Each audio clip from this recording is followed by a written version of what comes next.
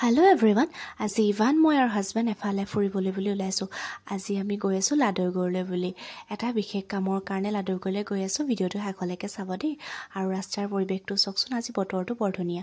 আৰু আমি গৈ পালোহি। এইফালে মুনমি বাইহঁত আহিছে আৰু পৰিয়ালৰ মা সকলো আহিছে দেই। এইফালে মামী আহিছে, বাইহঁত আহিছে। আজি লাডৰগড়লৈ গৈছোঁ এটা বিশেষ কামৰ কাৰণে। আজি আমাৰ আবাৰ বহুদিনীয়া এটা সপোন পূৰণ হ'ল। লাডা আবাই ভাড়াঘৰ বনাই আছিলে আৰু এইফালে আজি ভাড়াঘৰৰ চট দিছে। আৰু ইফালে সকলো আমি সেইকাৰণে লগ হৈছোঁ পৰিয়ালৰ। এনেকৈ সকলো পুৰা ব্যস্ত হৈ আছে কামে কামে।